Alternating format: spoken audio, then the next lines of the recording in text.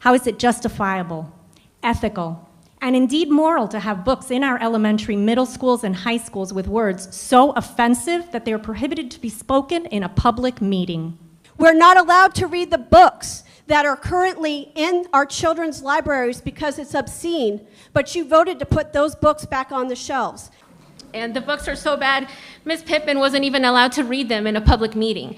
Every time she tried, it was stopped. So you can't say that it's good for students, but not good to read in a public meeting. I would guess most of us in this room stood and pledged our allegiance to the American flag. One nation, only one, and under God. We don't divide people by their color of their skin, and we recognize one God, one higher power. I'm speaking to you today as a concerned citizen and urge you to listen to parents in this county that are requesting a review of certain books in our schools. Children or minors under the age of 18 are not allowed to purchase cigarettes, liquor, Playboy or Hustler magazines in our local stores, or walk into a XXX theater unchecked and watch a movie. However, there is currently in our school libraries, which I have seen and read, that have quite explicit sexual language and illustrations in them. I recently also learned that the school board does not allow the reading of passages from these books in these public meetings, dubbing them as obscene. Truly, I was surprised at this, and it is the reason that prompted me to speak up today. How is it justifiable, ethical, and indeed moral to have books in our elementary, middle schools, and high schools with words so offensive that they are prohibited to be spoken in a public meeting? Would you say the same thing about the pictures that appear, the illustrations that appear in some of these books if I show them to you? Would you be offended and ask me to put them away and keep them hidden? Then why do we have them available for underage children to view? What happened to protecting our children's innocence? In conclusion, I have 3 simple points. Number 1, I urge you to listen to the parents here trying to do the right thing in protecting their children from topics that are too adult-like and mature for their age. It is their right as parents to protect their children from words and pictures that they are not yet mature enough to process. Number 2, I want to express my support for this board's policy and procedures regarding these books and urge all of you on the board to please support it, but more importantly, to deliver on it.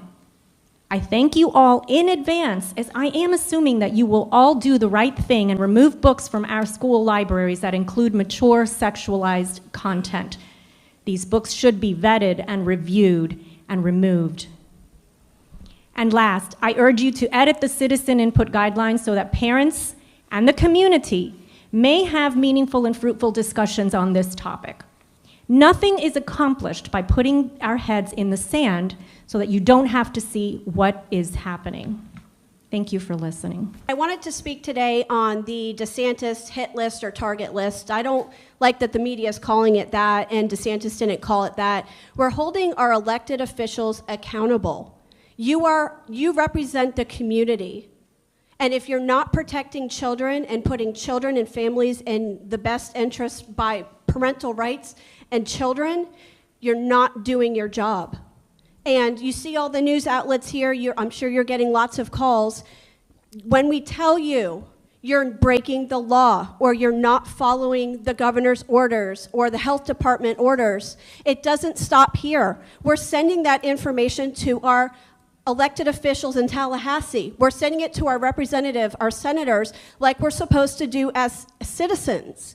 So if it falls on deaf ears here, it doesn't stop here. It goes up to further government. Unfortunately, a lot of things and issues that happened here in Indian River County the past couple of years fell on deaf ears.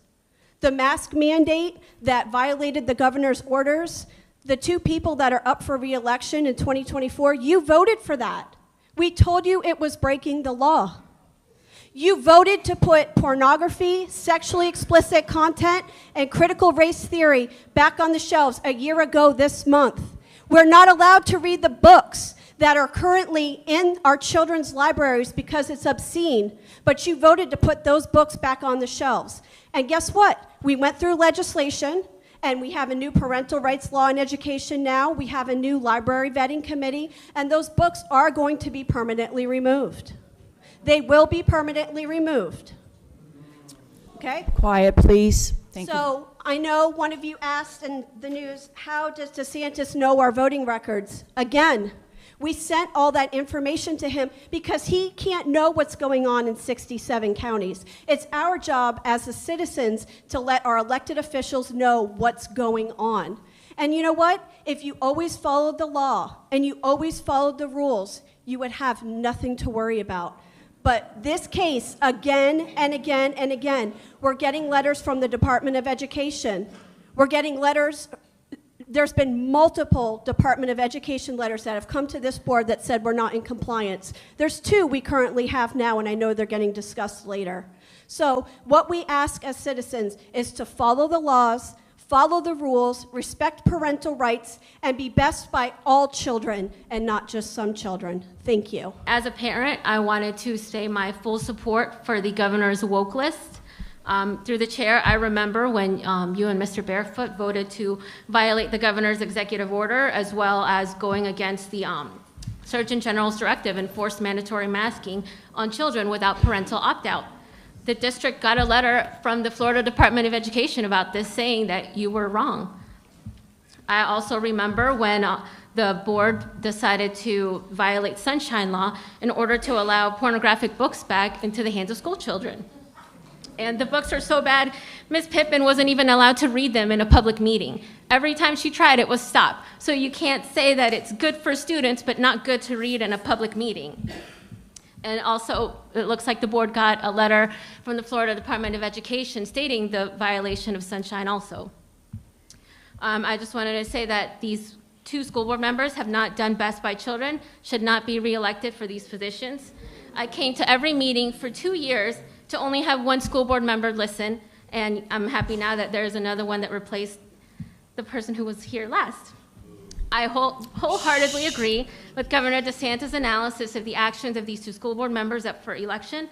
It seems that the state still listens better than our own school board. Thank you. Good evening. Good evening. I thought we'd review some duties of elected officials. 1, you should err on the side of too much transparency, not too little. For those of you who are expert in education law, if meetings are held about parent input from the meetings, and from those meetings came recommendations approved by the board and implemented by the superintendent, experts, I'm asking you, should the meetings be in sunshine?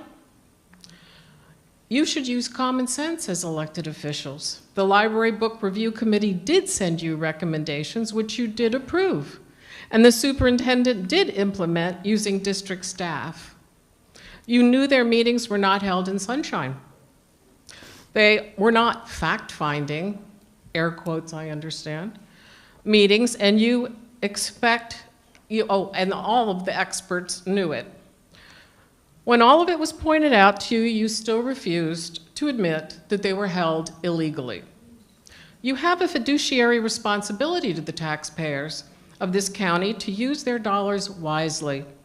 In ignoring the obvious, whatever the reasons, you wasted taxpayer money and time, because now the district has to answer the legal challenges.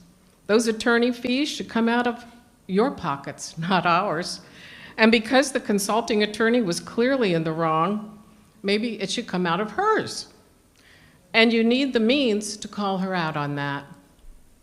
Common sense tells us the only way to cure this is to review the books again in sunshine. And that arduous task, the one that you hailed the last superintendent for struggling through in the darkness, that time and trouble is not ours. I have to add for the record that I've read a couple of things lately. No one I know asked that books about Harriet Tubman or Roberto Clemente or any other historical figure be removed from our libraries. In fact, we want kids to be taught all of our history, particularly about those people of color who struggled, who were courageous, who studied, and who achieved. No one wants to divide us except those with an agenda. Lastly, I would guess most of us in this room stood and pledged our allegiance to the American flag. One nation, only one, and under God. We don't divide people by their color of their skin, and we recognize one God, one higher power. And when we all get back to those premises, our kids will not suffer, and we ask God to help us. Thank you. Tonight I'm bringing to your attention a book located in Erie Elementary's library. It's called It Feels Good to Be Yourself, a book about gender identity.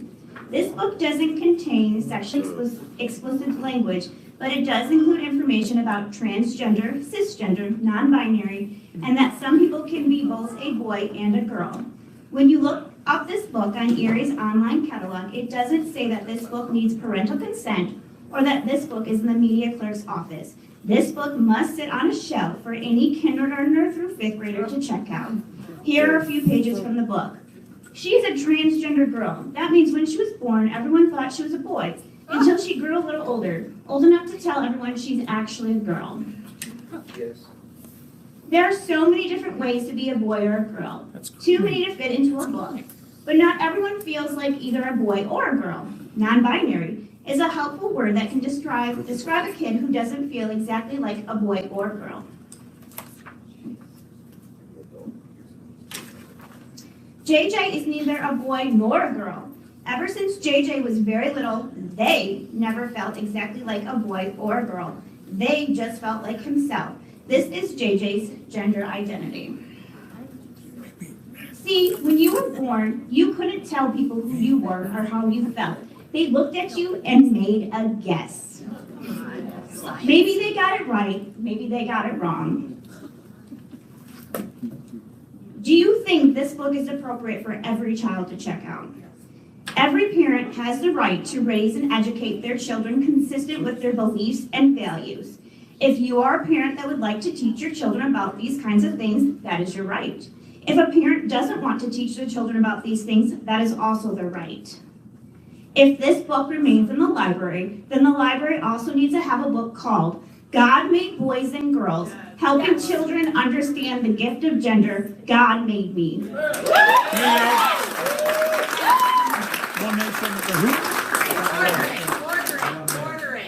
We have to listen to all parents, right?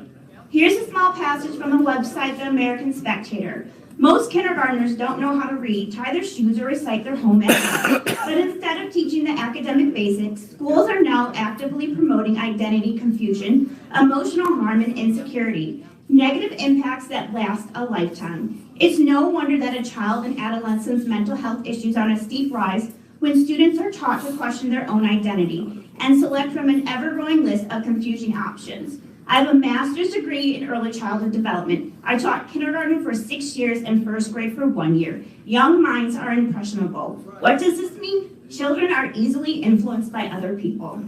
Yes. My last comment tonight to the board. I would love to know why during From and By the Board, the majority of you sit there and say nothing about these books.